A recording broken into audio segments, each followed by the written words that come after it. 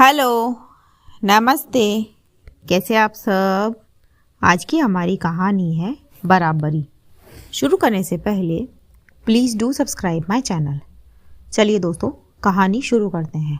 शाम का वक्त, लैपटॉप की टक टक की आवाज़ें आ रही है। दोनों पति पत्नी आरव और मीरा ऑफिस से लौटकर घर के काम निपटाने के बाद अपने अपने लैपटॉप पर कुछ काम कर रहे हैं।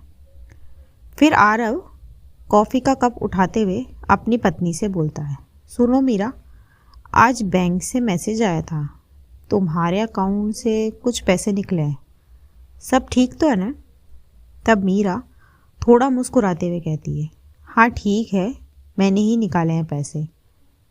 फिर आरव पूछता है, मतलब तुमने निकाले किस लिए, कुछ ज़रूरी था क्या।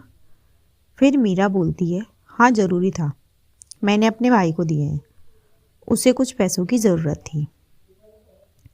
तब आरव चेहरे पर हैरानी और नाराज़गी के भाव लिए पूछता है, क्या, अपने भाई को, वो भी मुझसे बिना पूछे। मीरा, ये ठीक नहीं है, एक बार मुझसे पूछना भी ज़रूरी नहीं समझा तुमने। तब मीरा शांत स्वर में जवाब देती है, और जब तुमने पिछले महीने अपने भाई को 50,000 रुपये दिए थे तब मुझसे पूछा था। तब मुझसे पूछना ज़रूरी नहीं था आरव, मीरा ने सवाल किया।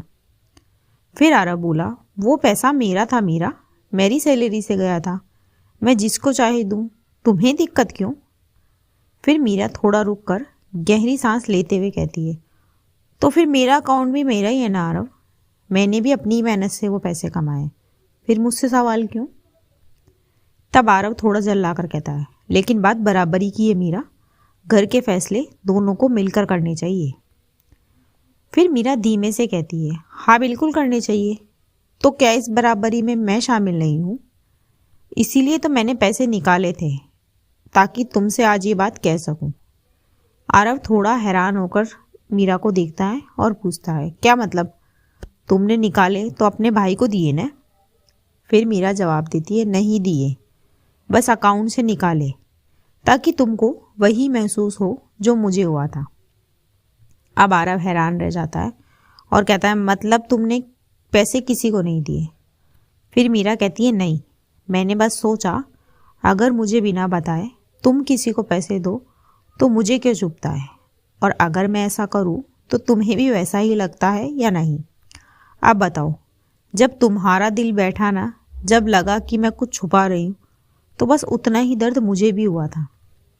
आरव कुछ देर मीरा को देखता रहता है। उसके चेहरे पर गुस्से की जगह अब समझदारी उतरने लगती है।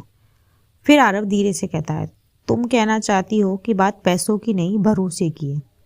तब मीरा धीरे से सिर हिलाते हुए बोलती है, हाँ, और बराबरी की भी।